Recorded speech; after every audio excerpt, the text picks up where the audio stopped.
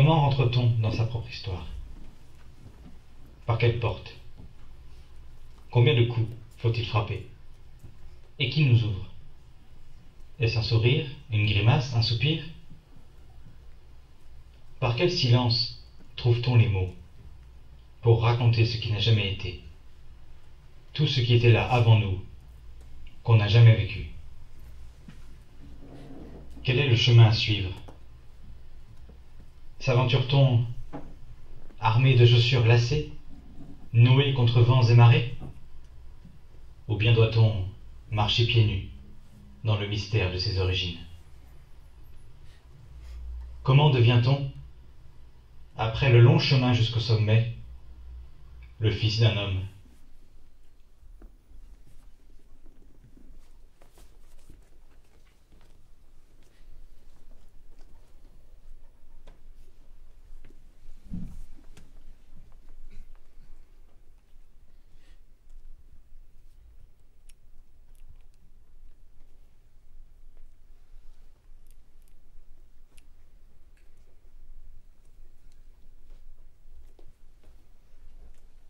Quand j'étais petit, assis sur le fauteuil du salon, je regardais et regardais encore, sans aucune durée raisonnable, les aventures de Tintin. Peut-être se trouvait là mon premier contact avec l'Inde. La jungle, les éléphants, les manguiers, les déserts, les palais, le Maharaja de Rawajputala. Quand je me revois assis petit devant l'écran, j'y étais complètement. Capitaine, capitaine, capitaine, capitaine, comment est votre soif d'aventure, capitaine? Insatiable, mon garçon, insatiable. Insatiable, à 8 ans, je savais pas ce que ça voulait dire. Mais j'avais compris l'idée. Il fallait pas que je reste chez moi si je voulais faire comme Tintin. 19 ans plus tard, dans l'avion qui m'emmène à Bombay, sur l'écran du siège F-19, est proposé au visionnage le film Tintin de Spielberg. Et je profite, un casque sur les oreilles, de ce retour en enfance et à la source d'un tout premier désir d'aventure pour prendre la mesure de tout ce qui m'arrive. Ce soir-là, je prends l'avion. Et ma vie prend un tournant que depuis toujours j'espérais, suivre le chemin d'une réponse, dont la question, les questions, agitaient tous les doutes et toutes les certitudes sur lesquelles j'avais fondé une partie de mon existence. Je voulais savoir qui était mon père. Lorsque j'ai annoncé à table, autour de la soupe, que j'allais partir en Inde, toute la famille a avalé de travers. Ma grand-mère a mis une main sur ses yeux, puis elle a dit comme ça: il va encore repartir. Mais qu'est-ce qu'il va avoir, Marien, pour la retraite, s'il continue comme ça? Qu'est-ce qu'on lui a fait pour qu'il parte si loin? Ma tante: Marien, comment tu vas faire pour envoyer des nouvelles? Tu vas écrire par internet et tu vas dormir où la première nuit? Pragmatique, ma tante. Ma mère, elle a baissé les yeux. Je rouvrais là une porte qu'elle voulait avoir fermée depuis longtemps. Elle retraversait tous les bonheurs et toutes les blessures que l'Inde avait apportées dans sa vie. Je lisais tout ça dans son regard, mais de sa bouche n'est sortie que cette phrase: Marien, Marien, surtout tu bois pas l'eau du robinet. D'accord?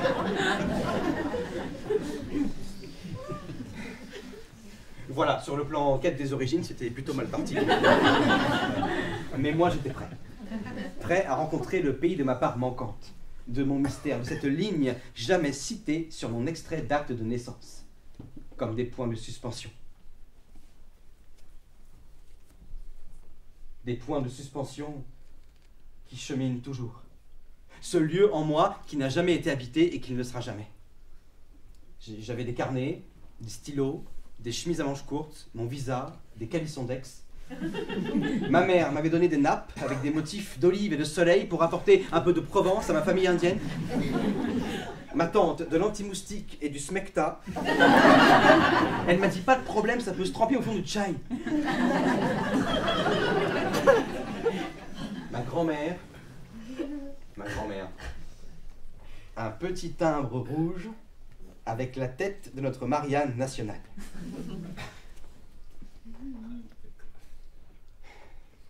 Mon petit gars, on va encore passer Noël sans toi.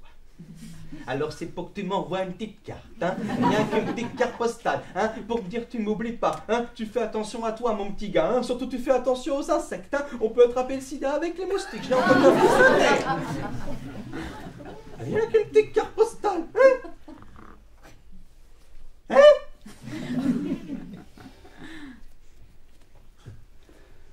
Mais moi, surtout, j'emportais l'épuisement euphorique d'être arrivé jusqu'ici et la peur incompressible de ne jamais revenir.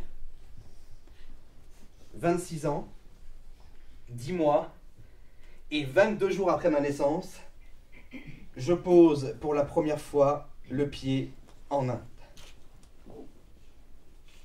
À peine sorti de l'avion,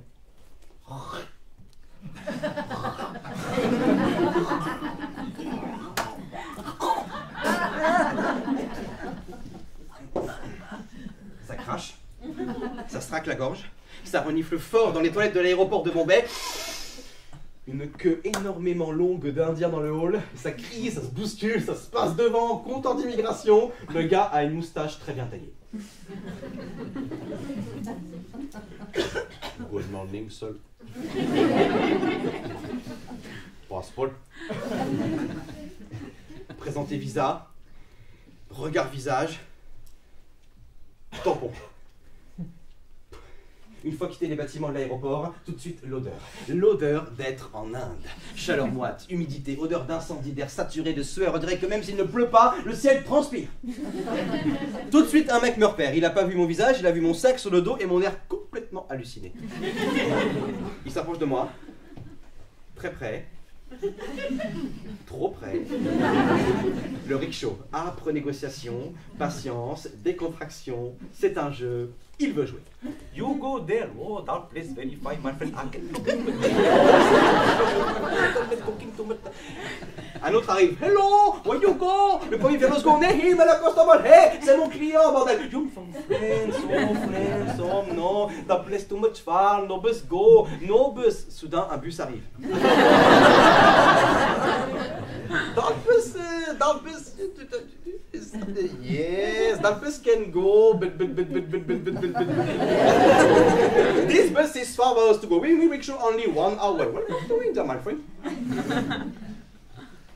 Je viens de passer 16 heures assis dans un avion et j'ai 5 mois à passer dans ce pays. J'ai le temps. En fait, j'ai le temps. Je vais marcher. J'ai le temps. Je vais marcher.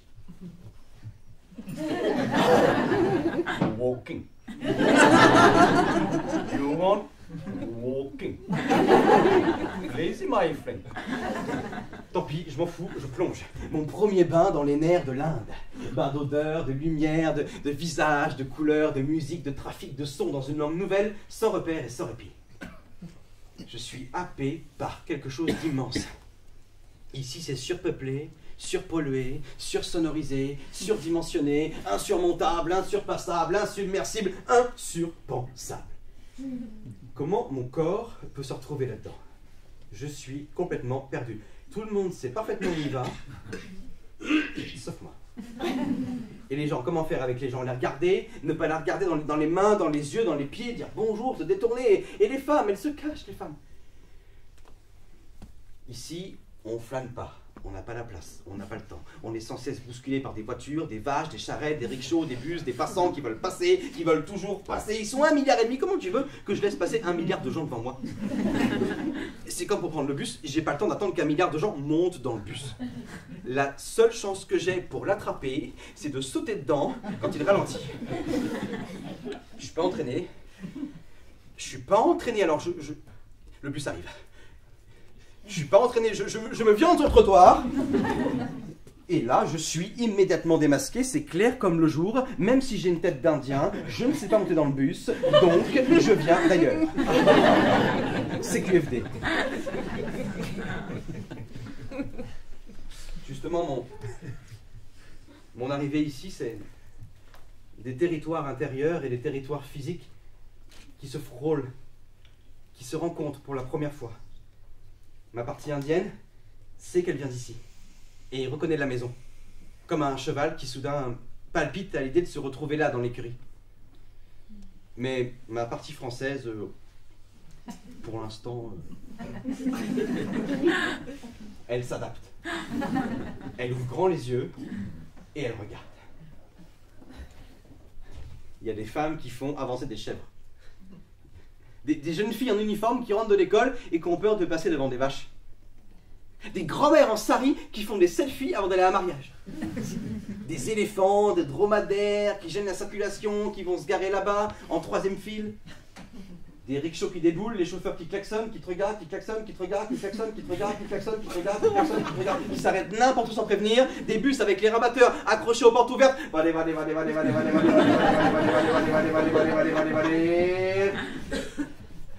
Des singes qui dorment sur le trottoir. Des ouvriers qui prient sur des gros tas de gravier. Des gens qui descendent de moto en plein milieu de la route pour déposer des offrandes aux vaches. C'est le bordel. C'est le bordel. C'est le grand bordel de la création. L'œuvre bordélique de 330 millions de dieux hindous. Moi, je suis là au milieu et j'essaye de tenir debout. Un pas après l'autre. Je n'ai pas réussi à prendre le bus. Peut-être arriverai-je à prendre le train. J'arrive dans la gare. Il y a des centaines et des centaines et des centaines de personnes qui font la queue. Un seul guichet d'ouvert. 6 heures du soir, dans une des gares les plus importantes de Bombay, la ville la plus peuplée du 2e pays le plus peuplé du monde. Autant dire que j'étais à la pointe de l'heure de pointe. Et là, je me dis non. Non, je peux pas faire la queue là pendant 1 heure avec ces millions d'Indiens qui me regardent. Cette chaleur torride, ces milliards de paires de yeux noirs qui peuvent me transpercer à tout moment, je peux pas.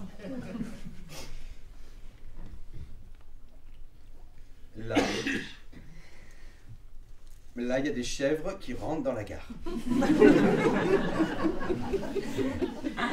Elles s'avancent. Elles s'immobilisent, elles font une analyse rapide de la situation, et je les vois qui s'avancent vers le guichet, et l'air décidé à acheter un ticket. Le berger arrive, double toute la file et demande 8 tickets, tarif trop 3e classe s'il vous plaît. C'est bon, je mange. C'est bon, je peux pas rivaliser avec l'un au bout de 2 heures, je peux pas, je dépose mon sac par terre, je dépose les armes, et je fais la queue. Voilà. Je fais la queue. Faire la queue en Inde, c'est faire l'expérience de l'aléatoire complet. Il y en a qui passent devant tout le monde, personne ne dit rien. Il y en a qui vont directement au guichet sans même passer par la file. Il y en a qui vont chercher leurs voisins, leurs amis, leurs familles, leurs valises qui reviennent, qui reprennent leur place, personne. Il y en a qui vont chez le coiffeur. Qui reviennent, les cheveux coupés. Pourtant, moi, quand j'étais petit, on me disait bien, mettez-vous en file indienne. Et gare à vous, si je dois bouger. Bref, 1 heure passe, c'est mon tour, je suis prêt, c'est mon premier achat en Inde.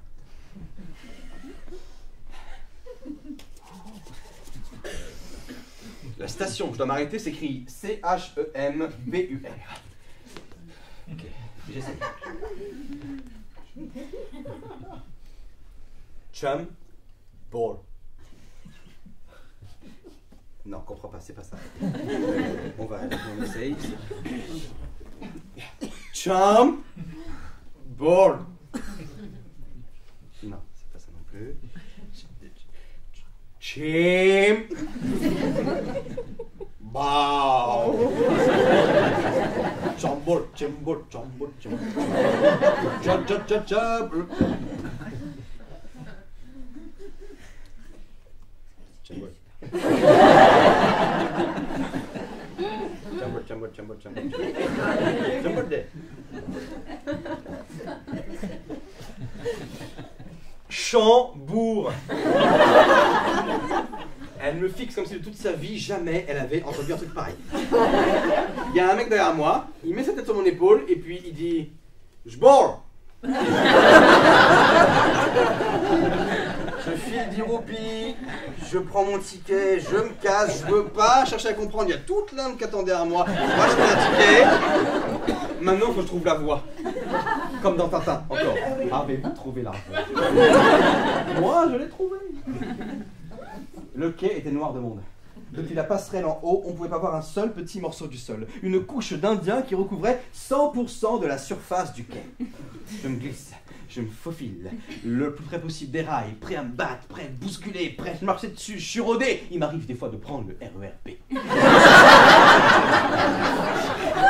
Mais j'étais pas du tout préparé encore à ce qu'allait se passer. Lorsque le train ralentit, il y a d'abord des cris.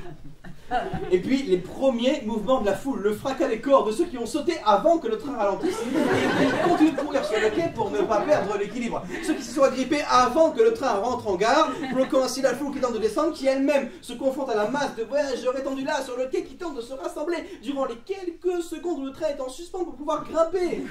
Il faut se glisser, se faufiler, s'entasser, s'accrocher aux barres, aux ouvertures, aux sacs à dos, aux poignets et surtout, il faut rien lâcher.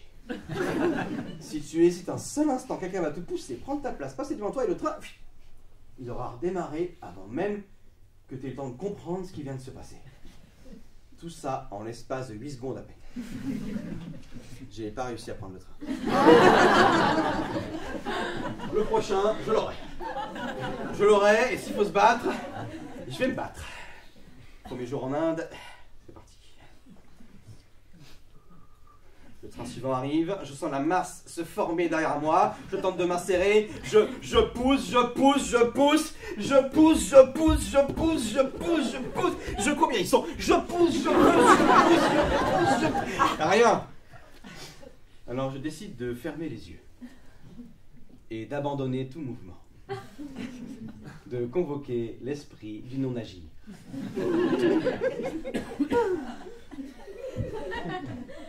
Vous êtes une feuille morte portée par le vent. Vous êtes un sac en plastique qui flotte. Je sens la vague me soulever, me braque-baller, à gauche, à droite, et soudain, dans la force incontrôlable d'une émeute, je me retrouve projeté au cœur du wagon, plaqué contre les cordes, des fesses sous les aisselles.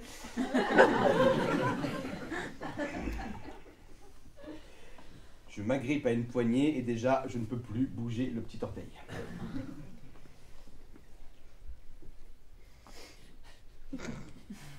Je dois descendre à Chambourg.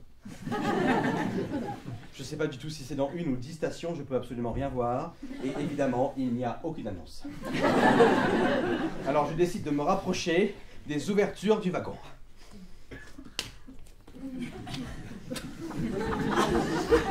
Excuse me! Sorry!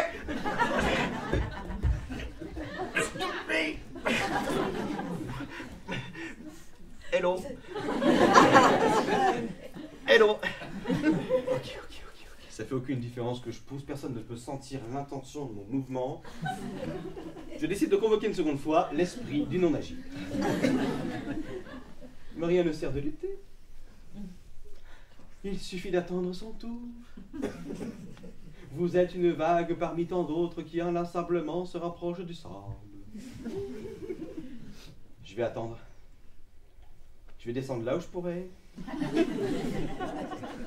Quand je pourrai. Je prendrai un train, 2 trains, 3 trains, 4 trains dans l'autre sens pour atteindre Chambourg. Chambourg, ma terre sacrée, ma terre promise. Chambourg, mon amour. 1 heure se passe. Et soudain, derrière la masse de corps, j'aperçois des hommes qui se mettent à jouer de la musique et à chanter des bhajanes. Le wagon se remplit d'un souffle inouï. Tout le monde trouve le temps, la force et l'espace de reprendre les paroles, les uns sur les autres, les uns dans les autres, suspendus à une poignée, le regard dans le vide ou bien endormis, bercés par les sons. Hare Krishna, Hare Krishna. Krishna Krishna Hare Hare Hare Rama Ram Rama Hare. On dirait un karaoké dans une boîte de sardines.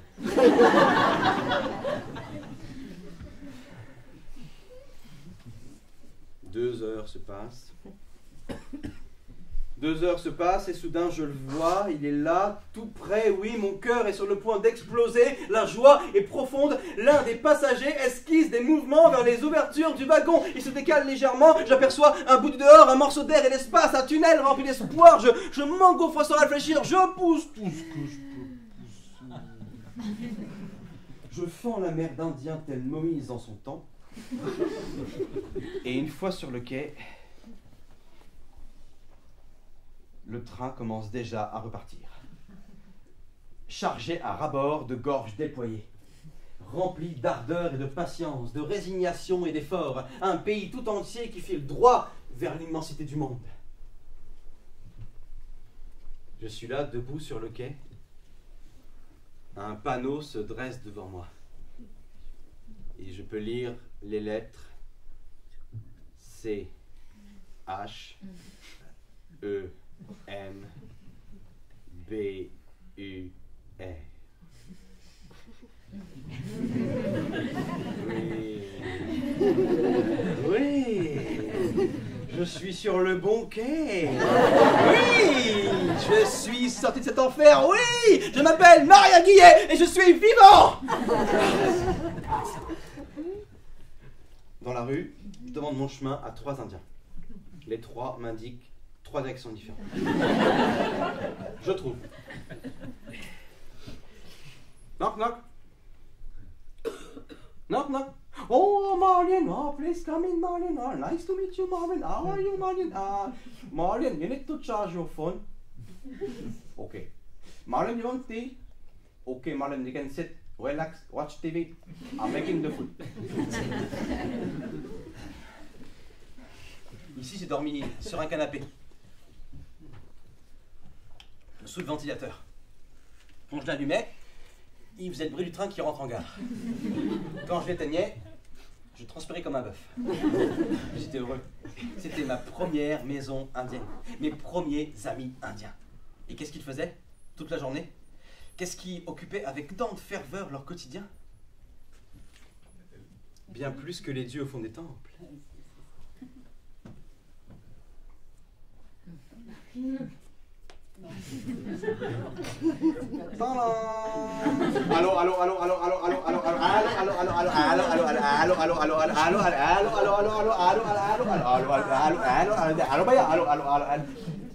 Le téléphone en Inde, c'est une affaire d'État.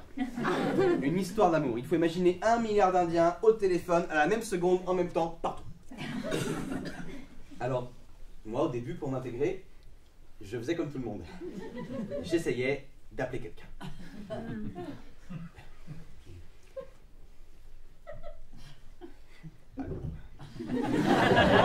Allô? Allô? Allô, je suis en... Allô, je suis en Inde. Allô, je suis... Mais moi, je ne connais personne ici. J'ai personne à appeler. Alors, ce que je faisais, c'est que je m'appelais moi-même. Je m'appelais moi-même et je me laissais des messages sur mon répondeur.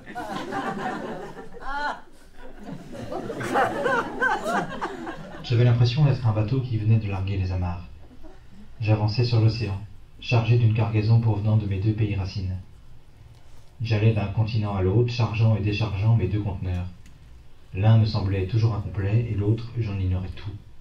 Je faisais des allers-retours entre ces 2 visages de moi-même, je prenais des morceaux d'Inde, des bouts de France, et j'essayais de les harmoniser, de les ranger comme il faut, de les assembler.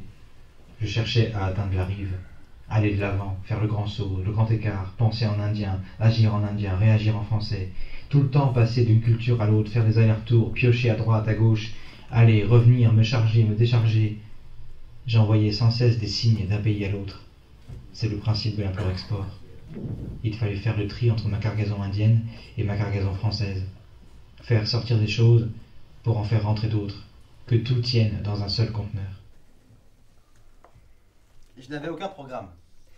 Personne à aller voir, personne à appeler, personne à rencontrer. Alors tout ce qui me restait à faire chaque jour, c'était aller en Inde. Chaque matin, je me levais, je m'habillais et j'allais en Inde. Au bout de quelques mètres déjà, une foule d'Indiens me suivait. avec mon sac sur le dos et mes grands yeux écarquillés, je passais complètement aperçu. Ils voulaient tous m'attraper quelque part, sur l'épaule, la main, le regard, une jambe, pour m'emmener quelque part, voir un temple, une boutique, une famille, un magasin. En Inde, on n'est jamais seul. Pas besoin de vérifier si on est suivi. On est suivi. Moi, j'avais très soif, je voulais commander un jus de mangue, mais même en Inde, pour commander un jus de mangue, il ne faut pas faire une phrase complète. C'est trop long. Ils t'écoutent pas. Mais moi, j'avais appris à faire des phrases complètes. Et je voulais tenter de faire une phrase complète, mais au bout de 2 heures, quand j'ai eu très soif, j'ai compris. Là, normalement, on dirait hello, hello, good morning, hello, good morning, good morning. May I have one very fresh mango juice, please? Là, il faut choper le regard du mec, se préparer, et au moment où il se retourne, lui crier mango! Je t'ai dit, Roupi, prendre son verre, boire d'une traite, le reposer et partir, parce qu'il y a toute l'Inde qui attend derrière toi. Il y a toujours toute l'Inde qui attend derrière toi, t'es jamais seul. Et les Indiens, pour pas te lâcher, ils ont du savoir-faire.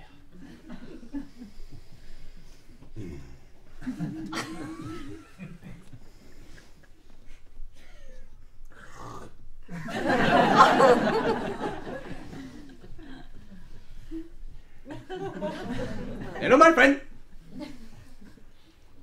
What's country?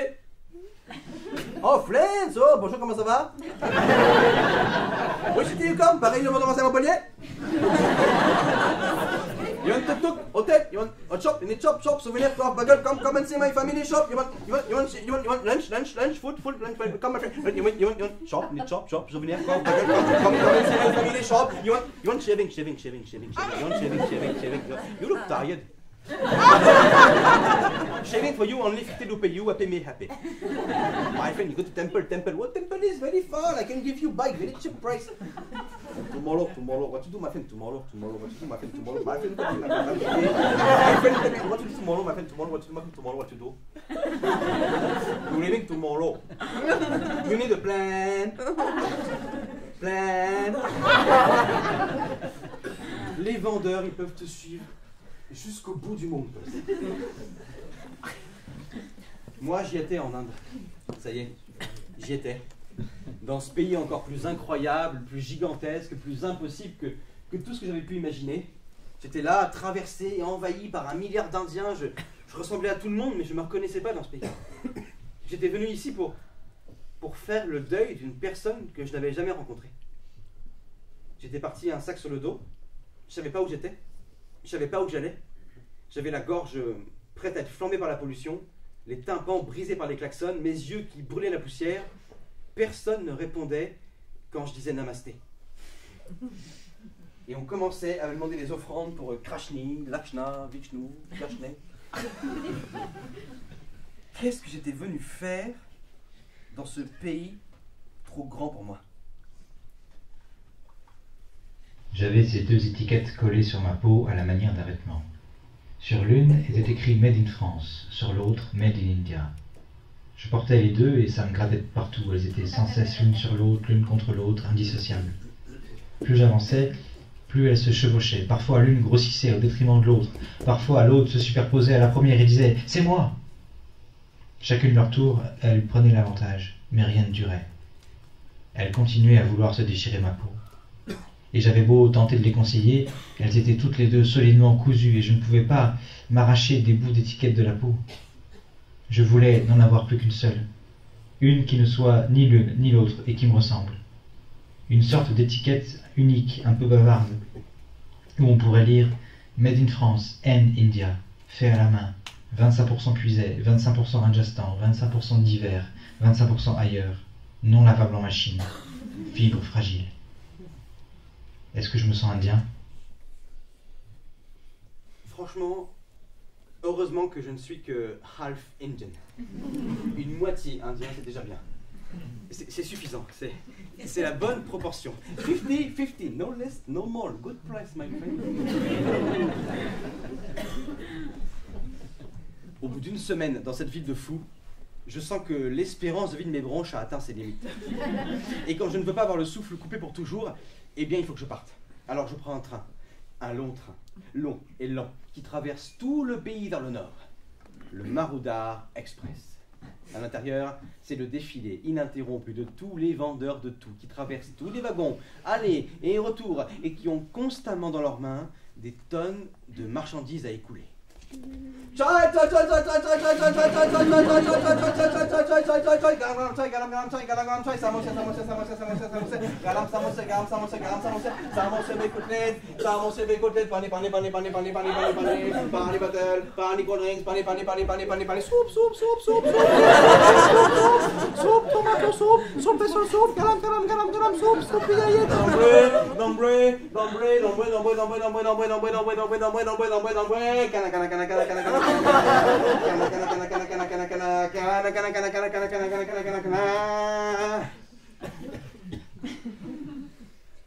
Après 17 heures de voyage, je pose enfin les pieds sur le quai de la gare de Jaipur. Jaipur, la ville rose. Jaipur, capitale du Rajasthan. Jaipur, ville de mon père. Berceau de mes racines élastiques qui s'étirent de la Puisaye en passant par la Provence jusqu'au Rajasthan. À mon arrivée ce soir-là dans la maison, on se prend dans les bras. Alors qu'on ne s'est jamais rencontrés. Ce sont des retrouvailles sans qu'il y ait eu une première fois. Tout de suite, il m'emmène dans le Mandir, le Family Temple. C'est une pièce spéciale où il faut rentrer pieds nus. Il y a des portraits des dieux, des photos des défunts, de l'encens qui brûle, des fleurs séchées, des bougies, des offrandes. C'est un peu comme un temple, mais à la maison. Une pièce où le monde physique rencontre le monde spirituel. Une pièce où vivent encore ceux qui sont partis. J'ai vraiment eu l'impression que quelqu'un vivait là et m'attendait.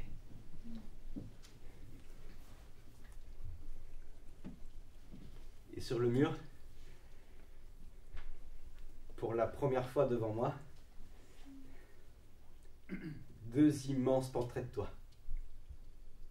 Papa. Avec une inscription. Leit Shri Gulshan Kumar Makeja. Alias Vicky Boss. Patron de la boutique de bijoux Star of India. Né le 8 janvier 61.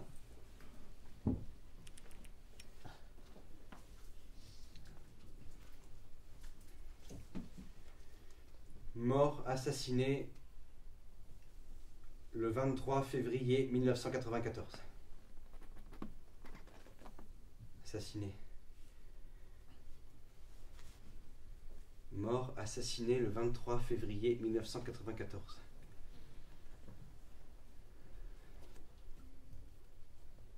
On est sorti de la pièce. Ma cousine m'a pris par la main et m'a dit Ok Marlon, you need to charge your phone. Ok Marlon, you want tea? Ok Marlon, you can sit, relax, watch TV. I'm making the food. Ma cousine, Natacha, 28 ans, qui vit constamment avec eux. Son téléphone dans une main, sa télécommande dans l'autre. Ma tante, Gita, l'âme de la maison, avait préparé le kitcheli, un repas de fête. Assis ensemble en tailleur sur le lit, avec une couette en guise de nappe, on a pris ensemble notre premier repas indien devant la télévision. Welcome to Indian life, Marian. Kanika Manzalo. Mon oncle, Narendra, le frère de mon père, s'est mis à parler.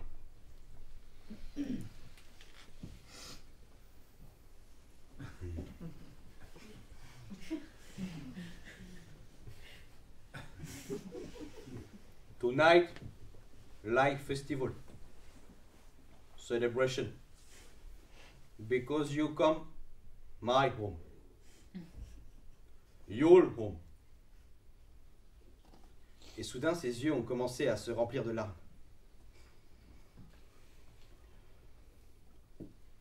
Without Gulchen, my life is finished. In India, be careful. Don't trust anybody. People outside, people crazy. Mafia, murder, Gulchen. I feel very well you come in my house. You are my family. My brother's son, but like my son.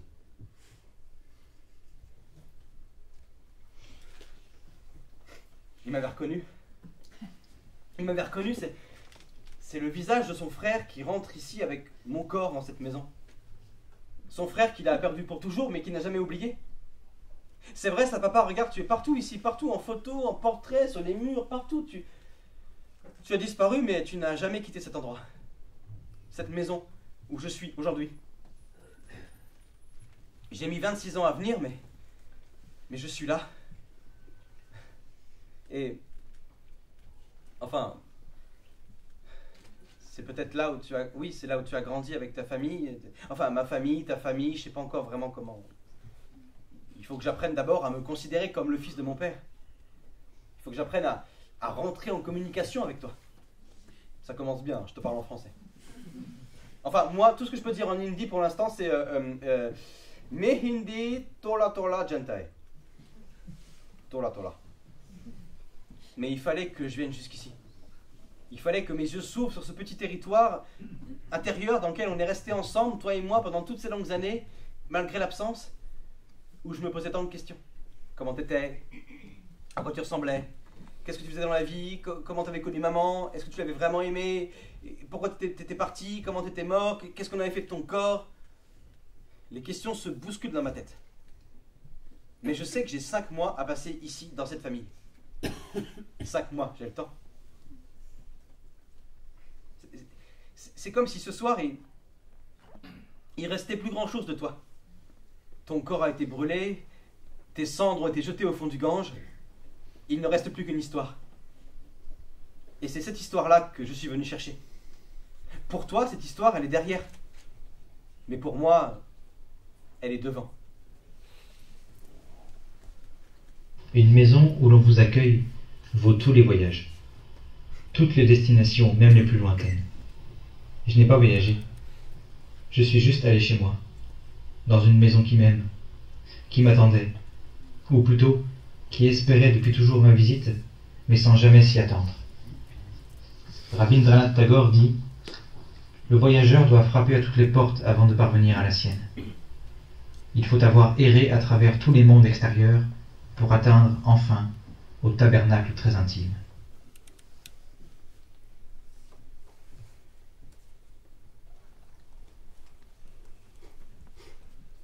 Tes yeux, mes yeux.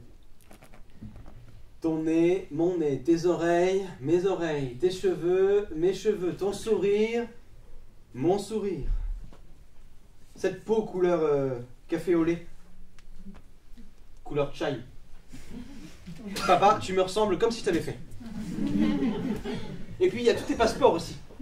Tous tamponnés de tous les pays du monde. J'ai même retrouvé le visa par lequel tu es rentré en France, sans savoir que tu allais en repartir en maillant fabriqué. Ce soir-là, maman, elle est venue te chercher à l'aéroport à Paris. Vous êtes promenés entre les pétards, les drapeaux, les klaxons, les feux d'artifice. C'était la fête ce soir-là. La réélection de François Mitterrand. Le 8 mai 88. Et ben papa, cette nuit-là...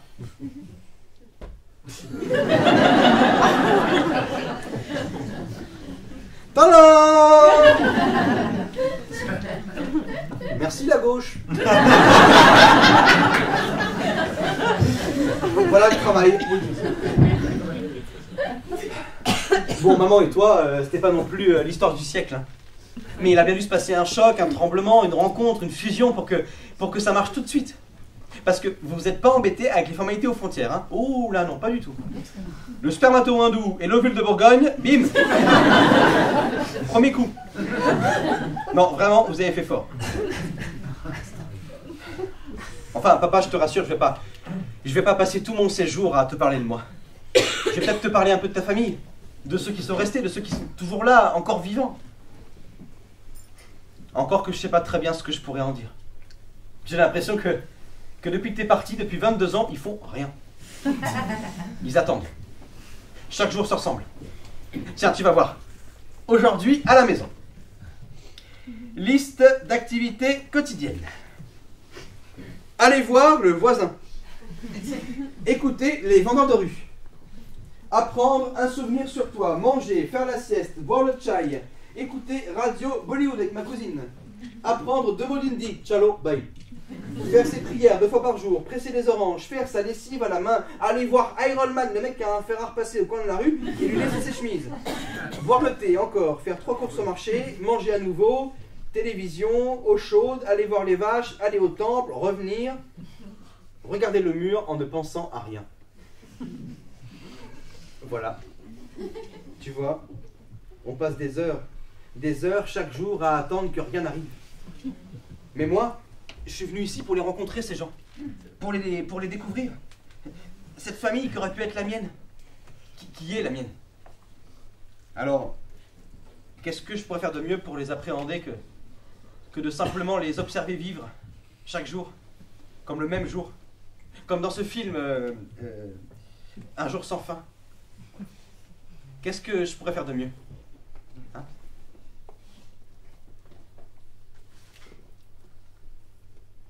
Il y avait tellement d'inertie dans la maison, tellement d'obscurité, que j'avais presque oublié que là-bas, derrière la porte, il y avait Jaipur.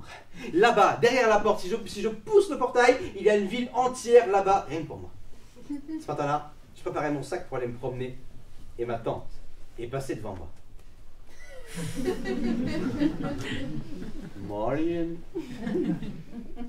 Marion, where you go? Listen, guitar. This time, I want to go outside. J'aimerais aller dehors. I want to visit the city. No, Marion, you can't. Don't go, Marion. No, the city is too much far. This is too much cold outside. This is too much early in the morning. No, Marion, you can't go. Ma cousine se lève, nous entend, lâche son téléphone, lâche sa télécommande, vient vers nous. Marion! Marion, why you want to go outside? J'aimerais aller dehors, j'aimerais aller me promener, j'aimerais aller voir l'Inde, j'aimerais écrire, voilà, No, Marion, you can't go. It is too much far. This is too much cold outside, this is too much early in the morning. No, Marion, you can sit, I make the tea for you, you go after. Mon oncle s'en mêle. Marion. Marion city outside very dangerous. People crazy. Marion, today you sit in house. Relax. You go tomorrow. Non, s'il vous plaît, non, vraiment, je voudrais vraiment aller dehors, je voudrais sortir, je voudrais voir le pays, je suis pas venu aussi que... Enfin, c'est... Quand je suis devenu imperturbable et que j'ai montré assez de conviction, commence alors le grand interrogatoire. Oh, Marlon, you want to go there? No, Marlon, this is close. Marlon, you want to go there? No, Marlon, this is too much far. Marlon, don't go by walking, go by metro. Marlon, you want to go there? No, Marlon, there is nothing to do there. Marlon, you want to go there? No, Marlon, this is, you can go on Google, same. Laissez-moi sortir, je vais aller dehors. Lorsque je franchis enfin le portail, ma cousine me court après, avec son bras élancé dans l'air. Marion! Marion! Don't forget your phone! Ok, Marion, bye, Marion, God bless you, come quickly. Ah, ça y est, je suis à Jaipur, ça y est, des palais, des temples, des boutiques, des marchés partout, le palais de marbre rose. Quand je passe devant, je me revois assis, petit, devant l'écran. Tintin. Tintin est passé par là. Voilà, c'est ça qu'il aurait fallu dire à ma famille. Don't worry, I am with Tintin. Il ne peut rien arriver. Mais Tintin, blanc comme il est, il aurait été harcelé par tout le monde ici. Hello, Mr. Tintin, hello, Mr. Tintin, come, hello, Mr. Tintin, hello, come, Mr. Tintin, very good price for you and Milou, hello. Hello, very nice dog, hello, come, hello, Milou, come, hello, ça va, Jay. Moi, non. Ça, c'est fini. Je n'ai plus mon sac sur le dos. J'ai la même couleur de peau que les gens dans la rue. Je porte les vêtements que portait mon père. Je passe complètement inaperçu. Un Indien dans la ville. On me crie Tchalobae, ça te gueule, Tchalobae, Tchalobae, Tchalobae, ça badge. Un groupe d'Allemands me demande son chemin. À moi. Je m'amuse un peu.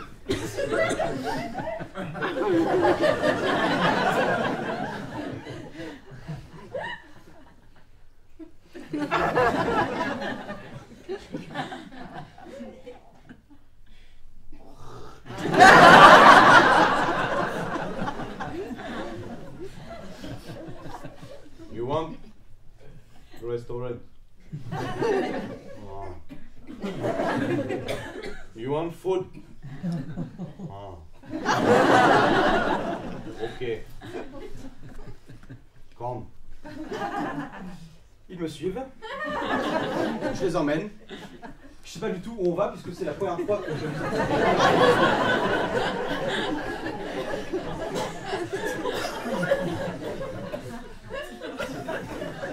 On tombe sur un premier restaurant.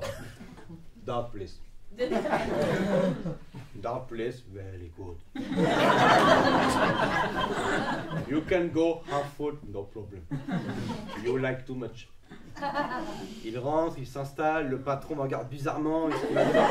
Est-ce qu'il va vouloir me donner une commission pour les clients? How auf Wiedersehen, my friend? How auf Wiedersehen? Le soir, c'est moi qui rentre dans un temple pour assister à la cérémonie de la puja. C'est la prière du soir. Tous les jours, à la même heure, dans tous les temples d'Inde, on tape les tambours. On sonne les cloches. On tire le rideau pour faire rentrer la divinité. On lance de l'eau, des fleurs séchées. On chante, on danse. Les prêtres distribuent des petits gâteaux sucrés, le prasad, que les gens sont censés bénir avant de manger. Mais moi, je sais pas très bien comment on doit s'y prendre. Je sais pas s'il faut d'abord mettre la main sur le front, sur les gâteaux, sur les lèvres, sur la dévotion. J'y comprends rien. Je sais pas faire. Et là, c'est infaillible, le prêtre me repère. Même si j'ai une tête d'Indien, je ne sais pas prier, donc je viens d'ailleurs. C'est QFD. À la fin de la cérémonie, il me propose de rester un peu avec lui.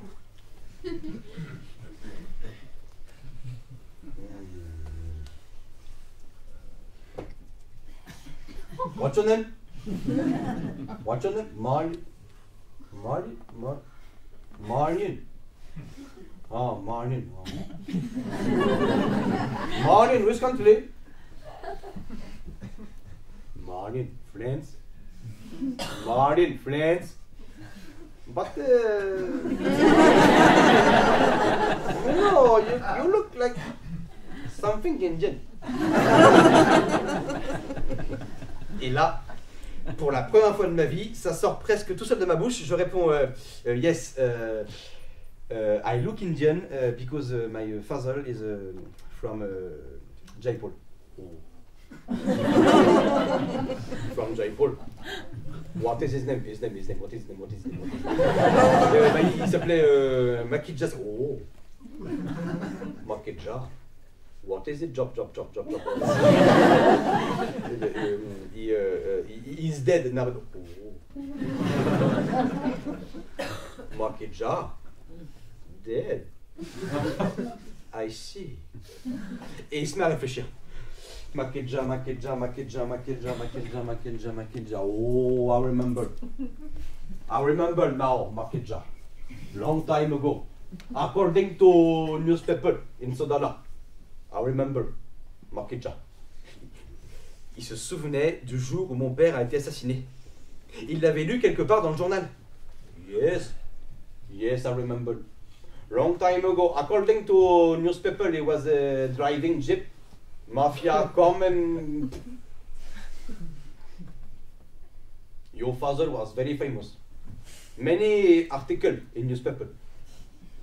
Et là, il plonge ses yeux au fond des miens et il me dit... Marlin, your name Marlin Makidja. Ah, Marlin Makidja, double M. Ah non, dans mon prénom il y a un seul M, hein. C'est Marien, c'est M-A-R. Yes, Marlin Makidja, double M. Ah bah oui, c'est vrai. Oui, c'est vrai, pour les gens d'ici, je porte le nom de mon père. C'est normal parce que je suis son fils. Mais moi, j'ai jamais été rien d'autre que le fils de ma mère. C'est la première fois qu'on m'appelle comme ça, avec son nom à lui. Mais c'est vrai, c'est mon nom à Makidja, c'est mon nom à moi aussi. Je m'appelle aussi comme ça, c'est vrai. Makidja, yes, of course. Hein, oui, bien sûr, I understand. Hein, oui, double M. Oui, double M. La première personne à qui je parle à Jaipur, elle se souvient de mon père. Même si c'était que pour son assassinat, c'est au moins pour moi une preuve de sa vie. Une façon de pouvoir dire, il a vraiment existé. Je suis le fils de quelqu'un qui a vraiment existé. Je rentre à la maison et je raconte ce qui vient de se passer. Mais je sens quelque part dans les regards qu'échangent ma cousine et sa mère que quelque chose ne va pas. Marion, please, next time, don't say anything about your father, ok? Pourquoi je dois rien dire sur mon père? Pourquoi je dois pas parler de mon... Marion, Jaipur is small city. Ouais, alors bon, Jaipur, small city, il y a quand même 5 millions d'habitants, hein, Jaipur. Marion, Jaipur is small city, your father was very famous place, don't say to anybody. Ok, alors je dois rien dire, c'est ça, je dois faire comme si j'étais pas le fils de mon père, c'est ça, alors je suis venu ici, précisément pour affirmer le contraire. De quoi ils ont peur, au juste? Qu'est-ce qu'ils craignent? Que le voisin le répète au voisin, le voisin au voisin, le voisin au voisin, le téléphone arabe au pays des hindous? Ils ont peur que quelqu'un arrive en ville un matin et qu'il y ait la grande, l'incroyable nouvelle. Le fils de Gulshan Makidja est en ville. Le fils de Gulshan Makidja est en ville. Le fils de Gulshan Makidja est en vie. Qu'est-ce que je dois faire, moi, avec cette peur? Pourquoi je ne peux pas le crier, l'assumer, le revendiquer que c'est moi, le fils de mon père? Alors que c'est la première fois que je me rends compte dans mon corps, dans ma chair, la première fois depuis 27 ans, pourquoi je dois rien dire.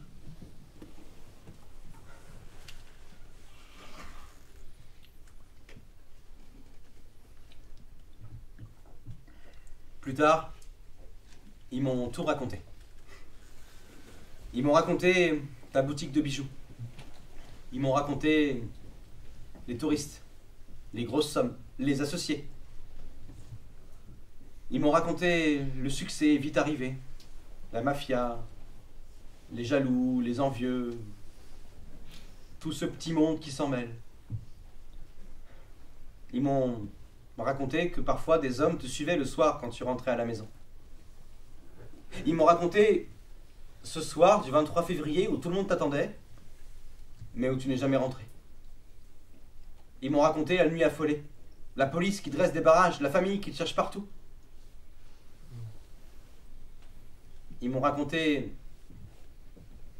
au matin ton corps, une balle dans la tête et tous les sacs de bijoux envolés. Ils m'ont tout raconté. Ils ont sorti ces vieux journaux pleins de poussière où j'ai pu voir ton visage. T'es un peu une star, papa. T'es dans le journal. Vicky Boss.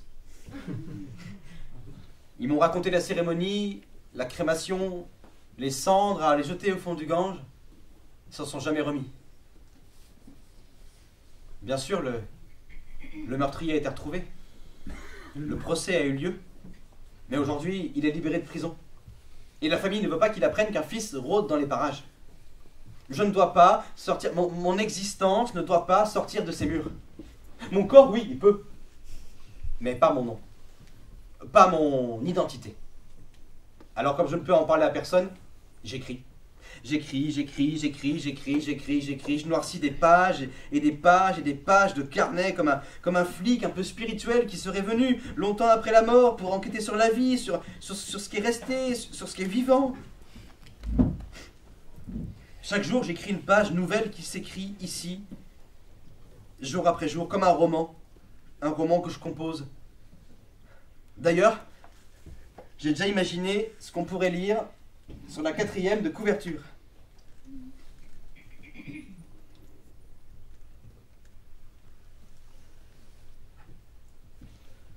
Dans une rue tranquille d'un quartier résidentiel de Jaipur, ce soir du 23 février 1994, Gulshan, l'un des bijoutiers les plus en vue de la ville rose, se fait surprendre dans sa Jeep par 2 hommes à moto, armés et cagoulés. Au matin, la police retrouvera son corps sans vie aux abords de la ville. 21 ans plus tard, son fils, résident du silence et tributaire de ses manques, né d'une union sans lendemain avec une Française, arrive en Inde, à la recherche du visage derrière ses racines. Peu à peu, il fera connaissance avec celui qu'il ne rencontrera jamais. Il ouvrira les yeux sur celui qui les a à jamais fermés, pour voir clair, enfin. C'est pas mal, hein. Franchement, quand j'aurai écrit le bouquin, je te l'enverrai. Enfin, je te l'enverrai, je te dirai où l'acheter. Tu vois, ça, c'est mon côté indien. Je te connais pas, je t'ai jamais vu, mais j'ai déjà un truc à te vendre. 50-50. Moi, tu vois, j'aimerais bien partir d'ici, vadrouiller, découvrir l'Inde, prendre un bus, mais je peux pas. Je me sens comme dans une prison, je suis venu ici pour me libérer d'une histoire, et je me retrouve enfermé à l'intérieur. Chaque matin, je passe devant la porte, et chaque matin, je me souviens que là-bas, derrière la porte, il y a l'Inde. Là-bas, si je pousse ce portail, il y a un pays qui fait fantasmer le monde entier, rempli de palais, de merveilles, de sagesse, de... Et moi, je suis là, dans cette maison sombre, avec ces gens qui dorment depuis 22 ans. Il faut pas que je reste là. Il faut pas que je reste là. Il faut que je m'en aille. Il faut que je parte d'ici. Ce matin-là, je préparais mon sac pour aller me promener pendant plusieurs semaines. Et ma tante est passée devant moi.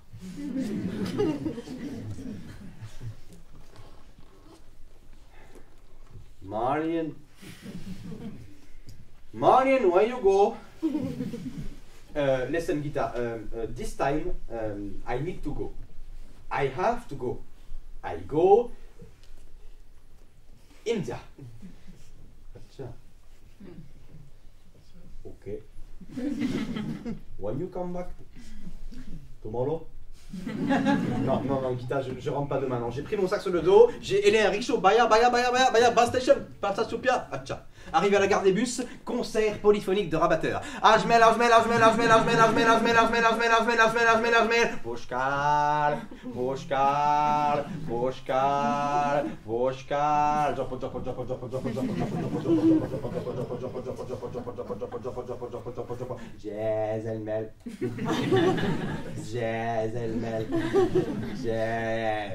Jezelmel. J'ai pris le bus qui partait le plus loin. Je me suis assis, j'étais entouré, encerclé par un milliard d'Indiens, ça transpirait de partout, la musique gueulait des haut-parleurs, les enfants braillent dans tous les sens. On a pris l'autoroute, on a croisé des troupeaux de vaches, des troupeaux de chèvres, des camions garés en plein milieu, ça cabossait, des camions à contresens, des bus, des mariages, des processions, des gens qui traversaient la route avec des gros fagots de bois sur la tête. On allait en Inde, quoi. On allait en Inde, enfin. Une fois arrivé, je m'installe chez Ramesh et Nirmala avec une vue imprenable sur la ville. Les merveilles de l'Inde sont là, à portée de main, à portée de regard. Demain, c'est pour moi. Je suis là, j'ai une chambre pour moi tout seul, je lis, je dors, je mange quand je veux, personne ne me demande quand je veux rentrer, quand je veux prier, quand je veux allumer la télévision, quand j'ai allumé mon téléphone. C'est le bonheur. Mais je n'arrive pas à me séparer de cette histoire que je garde au fond de moi et qui pèse lourd. Je n'arrive pas à m'en laver. Ce soir-là, je ressens très profondément le besoin d'aller rencontrer quelqu'un de mon espèce. Quelqu'un qui me ressemble, quelqu'un à qui je vais pouvoir parler, quelqu'un qui pourra me comprendre, quelqu'un qui a des soucis avec Pôle emploi. Quelqu'un qui paye des factures EDF, qui a un compteur Linky, quelqu'un qui mange des danettes, des flambis, quelqu'un qui connaît les bronzés et Claire Chazal. Un Français. Je prends mes affaires et je vais au Peacock Hotel West Holland, hot shower, free wifi, very good food, welcome. Sur la terrasse, l'Inde soudain ressemble à un petit paradis. Les serveurs sont polis, bien habillés, ils font une phrase complète quand ils parlent. Des musiciens jouent du sitar et du tabla pour amuser les clients. Et devant moi se déversent des foules de touristes indiens. Indiens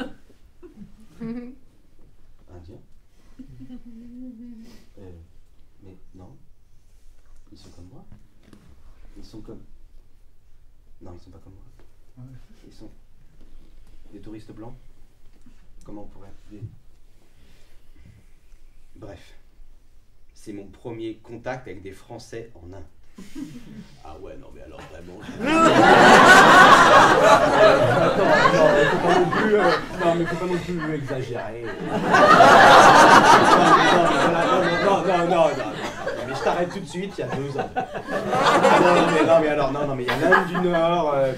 non mais l'Inde du Nord et l'Inde du Sud. Ah non mais alors l'Inde du Nord et l'Inde du Sud c'est vraiment pas la même chose. Non mais vraiment, non mais rien que la langue, non mais je vous assure, non mais ça n'a rien à voir. Non, mais... Attends, qu'est-ce qu'ils lisent dans le guide là? Qu'est-ce qu'ils lisent dans le guide là? Vous l'avez fait ou celui-là? T'en fais voir Rakrish, Ramanarashi, Rakrishara, c'est con quelle langue ça? Rakrishara, page 42, vous l'avez fait page 42?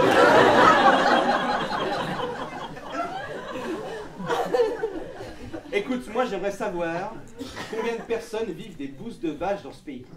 Parce qu'il y en a partout comme ça qui siègent dans les rues, est-ce que ça représente un levier économique important?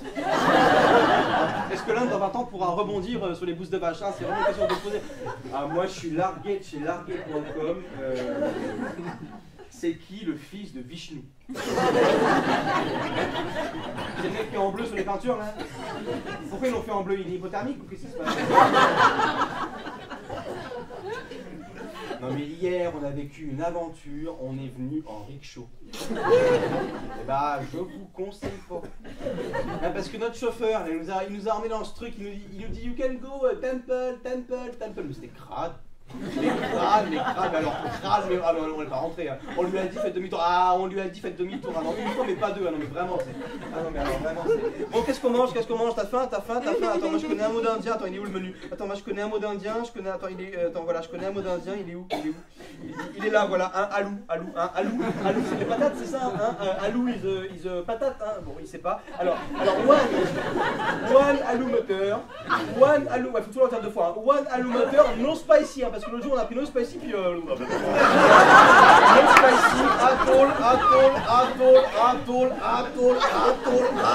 atoll. Ok? Tu veux pas des nanes aussi, des nanes, tu veux pas des nanes? Ah je sais pas moi, tu crois qu'ils ont des produits sans lait et sans gluten?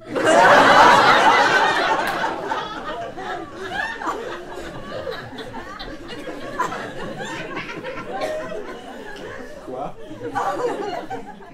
Attends, ton prof de yoga il parle même pas sanskrit. Non mais moi mon tapis de yoga c'est un sadhu qui me l'a donné. Non mais je te prête pas. Allô, ouais, tu nous vois, allô, ouais, on est nombreux, hein, mais tu nous vois, allô, voilà, on est arrivé, on est en Inde, hein, on est vivant, hein, voilà, tu vois, là, on est, allô, tu nous vois, là, on est en train de manger, là, on mange indien, hein, voilà, et là, tu as la vue sur le lac, là, hein, mais là, tu vois pas parce que c'est la nuit, hein, la nuit, allô, ce matin, il y a un singe qui est monté avec nous dans le train. Hier, je suis dans la chambre, j'ouvre la porte, qu'est-ce que je vois?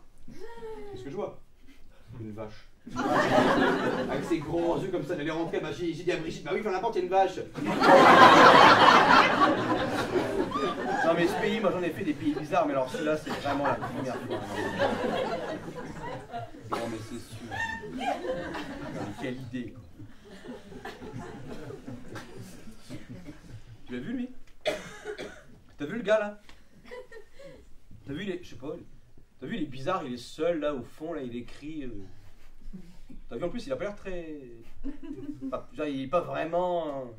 Hein? Tu crois qu'il est français? Oh, tu vois? Bonjour? Bonjour, vous êtes français? Vous êtes. Bonjour! Il répond pas. Bonjour! Vous êtes français? Bonjour! Bonjour, oui, Bonjour, oui, je suis français, oui, Voilà, je sais comme ça on dirait pas, c'est pas évident, mais oui, je suis français, oui, Voilà, je comprends tout ce que vous dites. Hein.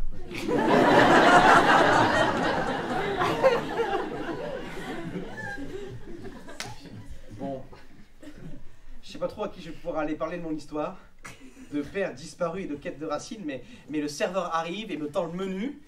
Je retrouve un mot que j'avais presque oublié. Beer. Ça fait 2 mois que je bois du lassi, j'en peux plus. Ekbel, baya, ekbel, baya. Tobi.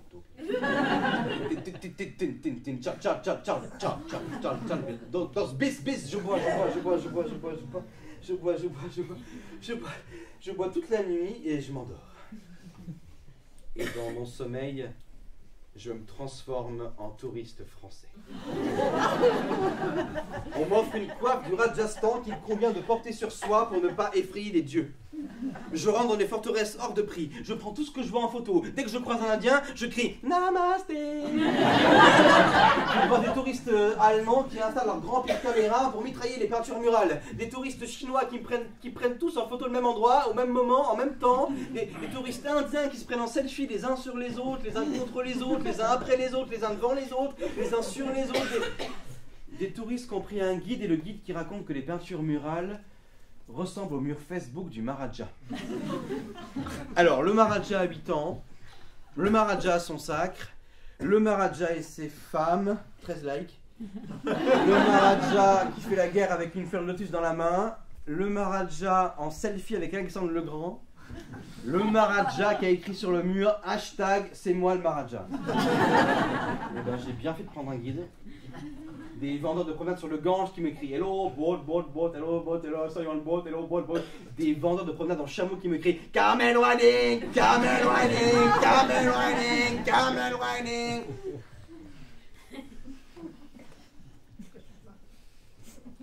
Papa,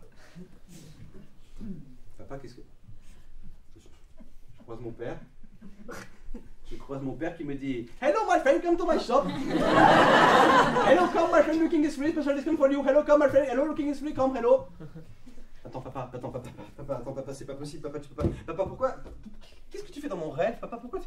Mais, papa, attends, il y a un problème là. Toi aussi, quand tu voyais des touristes blancs qui arrivaient, toi aussi tu disais Hello my friend, come to my shop. C'est comme ça que t'as dragué maman? Papa, c'est pas possible. Papa, tu peux pas. Papa, je suis pas venu en Inde pour ça, pour manger dans ces restaurants, pour ces hôtels, pour faire du chameau dans le désert, non mais j'ai un père à retrouver, une famille à découvrir, une histoire à comprendre. J'ai tellement de territoires à visiter là, partout, à l'intérieur de moi, de la tête aux pieds. J'ai un fleuve à remonter. Il faut que je rentre à Jaipur. Il faut que je rentre à Jaipur. Il faut que je rentre à Jaipur. 26 janvier. Mon corps se demande où il est arrivé. Fragile, faible, face à tant d'intensité. Tant de sanglots à l'intérieur. Tremblement, lourdeur, fatigue, stupeur, épuisement. Quelle est cette force qui me rend capable de mettre encore un pied devant l'autre et d'avancer dans mon histoire? Mes défenses me quittent. La vague me submerge. Toutes mes pensées s'éloignent de ma peau. Comme si je n'arrivais pas à rentrer physiquement dans ce pays. Comme si je voulais toujours fuir ma présence exacte ici. La nuit, je ne dors pas. La nuit, je pense à l'enfance, à tous ces chagrins qui se lavent aujourd'hui à l'eau de la rencontre. Je pense à tous les manques, je pense à la France, je pense à tout ce que ce voyage remue de bien plus grand que moi à l'intérieur de moi. La nuit, je ne dors pas. La nuit, je pars dans des rêves immenses, des cauchemars sans contour, où je vois marcher plein de gens dans ma tête, plein de gens que je connais, que je reconnais, que je redécouvre. Même ma grand-mère apparaît dans mes rêves. Ma grand-mère avec son vieux gilet rouge, ma grand-mère... Alors mon petit... Et ma carte postale. Hein?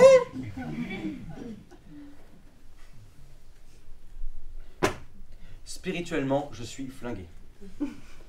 Quand je suis ici à la maison, j'ai le sentiment d'être en contact avec la raison de mon voyage, mais j'ai l'impression de passer à côté de l'Inde. Quand je pars, la découverte m'emporte, m'enivre, me réjouit.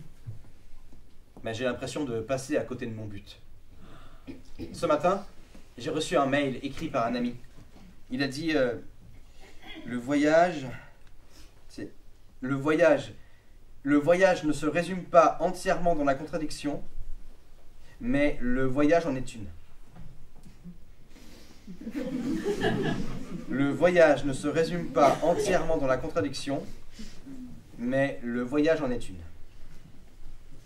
Alors, rempli de toutes mes contradictions, je suis revenu à Jaipur, dans la maison, dans le mandir.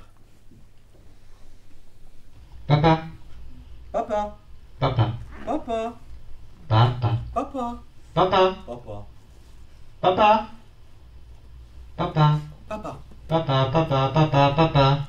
papa, Je n'avais jamais dit ce mot à personne avant. papa, Papa. C'était un mot comme un autre. papa, Quelque chose d'abstrait. Papa. Avant, je disais papa, sans jamais me sentir concerné, impliqué, investi, par le fait de prononcer ces deux syllabes. Je disais papa comme on dit voiture, robinet, hameçon, poireau, pantalon, casserole, escalier. Ça ne disait rien de vivant, c'était un mot pour personne. Aujourd'hui, c'est la première fois que je peux dire ce mot en l'adressant à quelqu'un de précis, quelqu'un que je reconnais, quelqu'un que je peux clairement identifier. C'est toi, papa. Plus le temps passe, et plus je réalise toutes ces années passées sans te connaître, sans rien savoir de toi, avec cet espace vide sur la case papa. Du jour au lendemain, on découvre, on prend conscience qu'on a un père, qu'on vient de quelque part ailleurs, que nos racines ne sont pas seulement ce qu'on en connaît, que notre famille n'a pas qu'un seul visage, qu'on est un peu comme Harry Potter, un sang mêlé. papa, papa, papa, papa, papa, papa, papa, papa, papa, papa, papa, oh papa, papa.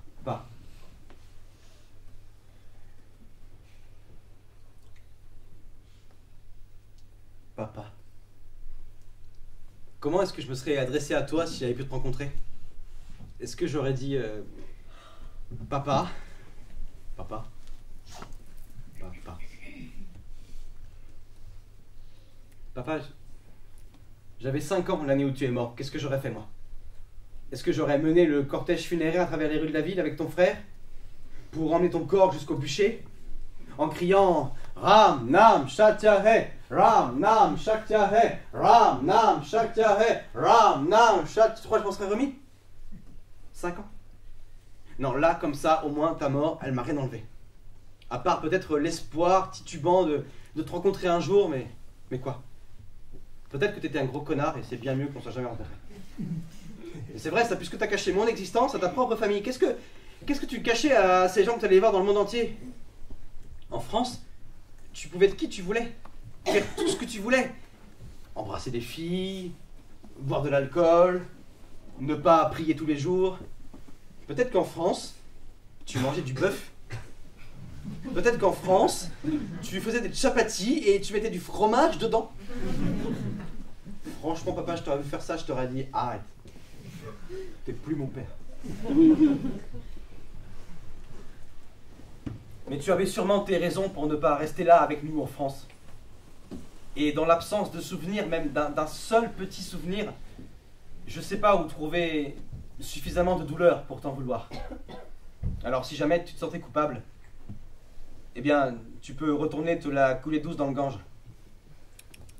Pour moi, tout baigne. Enfin, il y a un truc quand même. Si jamais j'ai des frères et sœurs quelque part, ça serait bien que tu me le dises.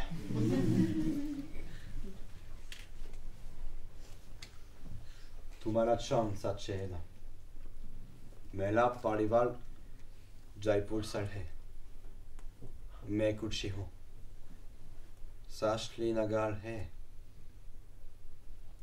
प्यार मोहब्बत कुछ नहीं चाहिए आपको मिलके अच्छा लगता है मैं उनकी बहुत अच्छा हूँ साशली नगार है तुम्हारा चांद Sacheda.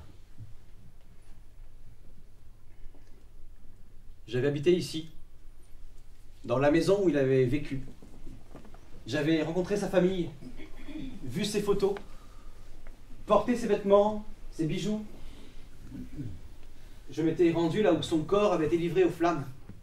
J'avais arpenté de long en large la route sur laquelle il s'était fait assassiner.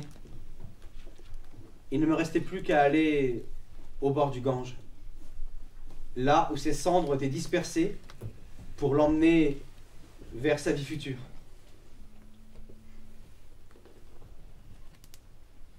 L'eau était claire. Elle arrivait des montagnes. Des centaines de familles hindoues s'étaient rassemblées pour honorer le fleuve sacré. Ils se déshabillaient, et puis, avec un simple tissu ou un pagne, ils rentraient dans l'eau, faisaient leurs prières,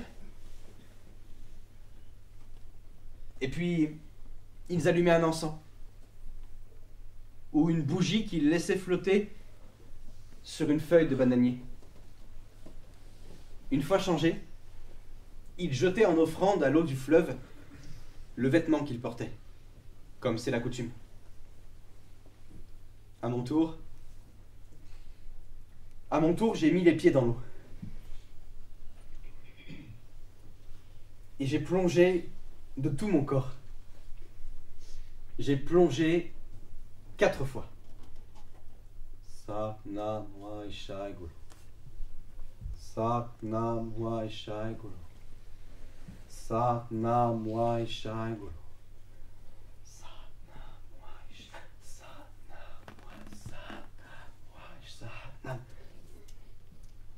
Lorsque l'eau est passée sur moi, j'ai senti comme si ta main venait se poser sur mon front.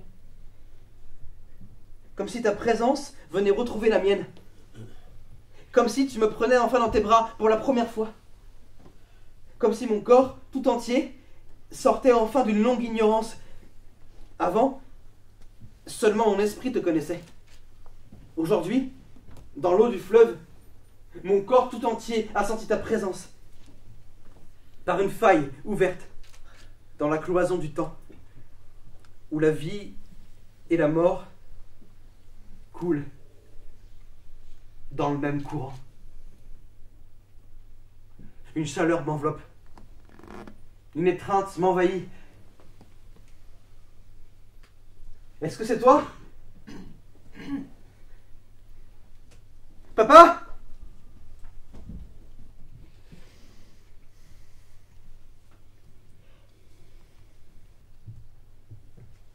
Sorti de l'eau, je ne tremblais pas. J'étais sous le choc, stupéfait. Je me suis assis sur les gâtes au bord de l'eau. J'ai passé un pagne sur mes épaules. J'ai longtemps regardé l'invisible dans lequel tu m'es apparu. Et j'ai rassemblé tous les mots qui s'étranglaient dans ma gorge.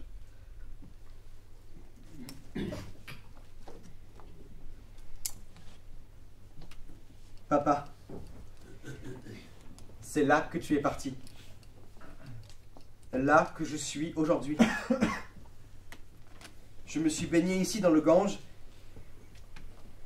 pour rejoindre ce que je ne trouverai jamais plus. Et l'eau du fleuve, aujourd'hui, me lave enfin de ce manque et rince mon ignorance pour lui donner le visage de la gratitude.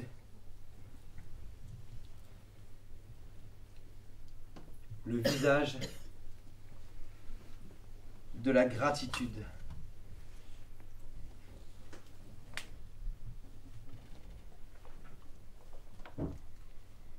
Tu sais, papa, le livre dont je t'ai parlé tout à l'heure, le livre, je vais le faire pour de vrai.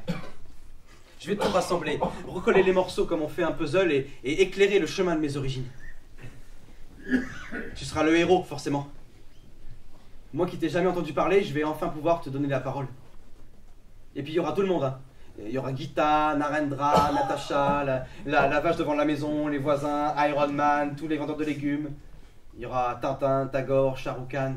Il y aura maman avec ses nappes d'olive et de soleil. Il y aura ma tante et ses smectas. Il y aura même ma grand-mère. Si elle m'en veut pas trop d'avoir oublié la carte postale. Ça va être un super livre. Bon, ce qui est bien avec ce genre de roman, c'est qu'on n'a pas besoin de cacher au lecteur qui va mourir à la fin, puisque le héros est déjà mort avant le début. Bon, j'ai pas commencé à l'écrire encore, hein, mais je te le préviens, je te préviens déjà, voilà, comme ça, si tu veux repérer une librairie.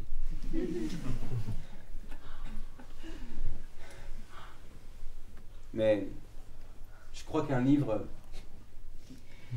ça va pas suffire, va falloir que je l'offre, que je le transforme, que j'en fasse quelque chose. Je crois que je vais en faire un spectacle. Dans les photos que j'ai vues de toi, à 20 ans, il y en a où tu es en train de faire l'acteur. Et maintenant, je vais mettre ta vie sur une scène. Il paraît que le plaisir, c'est héréditaire. Même jusqu'en France, apparemment. D'ailleurs, à propos de France, tu sais que tu peux revenir quand tu veux ici. Hein. T'as plus besoin de visa tamponné pour passer les frontières. Et puis je te rassure, t'as plus aucune chance de tomber sur une fête à Paris. Mitterrand sera plus réélu. La gauche non plus d'ailleurs. Pour longtemps. Alors, t'as plus aucune chance de tomber par inadvertance sur une fête et de faire un petit demi-indien. Un autre, encore. Oui, parce qu'il y a bien un moment où je t'aurais peut-être demandé de me ramener un petit frère. Mais je crois qu'un seul à la maison, maman, ça lui a suffi. D'ailleurs, maman, je crois qu'elle aurait bien aimé te revoir. Une dernière fois, avant que tu partes. Alors si tu venais ici, peut-être tu pourrais lui faire un coucou. Vous pourriez marcher ensemble. Comme avant. Au bord de la Seine. Devant Notre-Dame. Sur le quai de la Tournelle. Là où vous m'avez fabriqué. 23, quai de la Tournelle, 2e étage. Mais surtout, papa, tu sais que si tu vas au restaurant avec maman, tu pourras manger de la viande. Ta famille m'a dit que si tu avais mangé du bœuf en France, c'était pas grave. Tu gardais quand même un bon karma. Mais si jamais tu es de nouveau face à maman, dis-lui, parce que moi, elle me croit jamais. Dis-lui que je ferai jamais ma vie en Inde. Que jamais je deviendrai un bijoutier. Que je resterai toujours half Indian. Une moitié indien. Parce que franchement, j'aime trop le fromage. Et je pourrais jamais en manger sur des chapatis. Même si c'est toi qui les fais. Ce jour-là, finalement, j'ai réussi à déchirer mes étiquettes et à les recoudre ensemble. Ma peau a réalisé que je n'étais ni tout à fait français, ni complètement indien. Les deux pays se sont fondus en un seul, pour former un territoire qui n'existe que là, à l'intérieur de moi. Ce jour-là, j'ai arrêté de transporter mon âme sur les océans d'un continent à un autre. Ce jour-là, j'ai arrêté l'import-export. Et j'ai vu un navire partir au loin avec tout ce que j'avais pu lâcher pour toujours. Je suis là sur le bord, prêt à tomber de l'autre côté. Il n'y a pas de frontière entre les territoires que je traverse. Ici et là-bas se rejoignent. Je ne pars pas. Je ne rentre nulle part. Je continue simplement de cheminer vers cette ombre, ce voile, ce miroir. Je continue simplement d'aller vers ce que je suis. Je suis le fils du ciel et de la terre. Ils ont fait l'amour dans une forêt vierge, et je suis né, branche parmi les branches, avec la sagesse des arbres sur la peau. Je suis le fils du jour et de la nuit. Ils ont fait l'amour de l'aube au crépuscule, et je suis né comme le soleil à midi, avec les couleurs du ciel entre les doigts. Je suis le fils du silence et de la parole. Ils ont fait l'amour à voix haute et puis à voix basse. Et je suis né dans un murmure,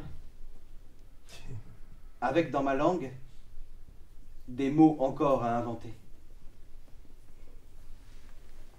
Je suis le fils de mon père et de ma mère. Ils ont fait l'amour comme des enfants, un jour d'amour et de désir. Et je suis né en pleurant, la joie dans leur douleur, leurs mains s'écartant pour ouvrir les miennes. Leurs mains s'écartant pour ouvrir les miennes. Papa et maman.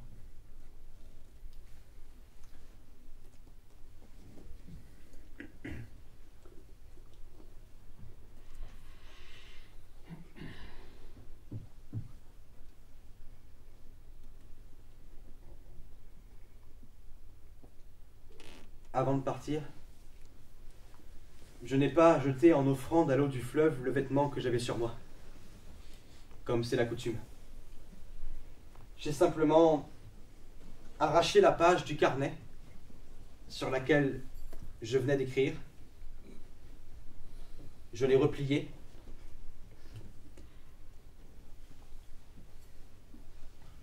Et je l'ai déposé dans l'eau.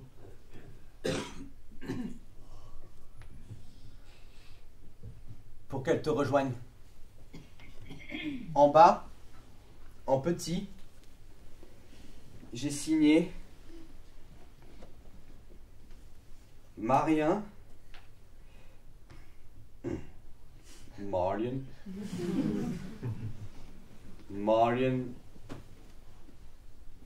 Makija. Double M.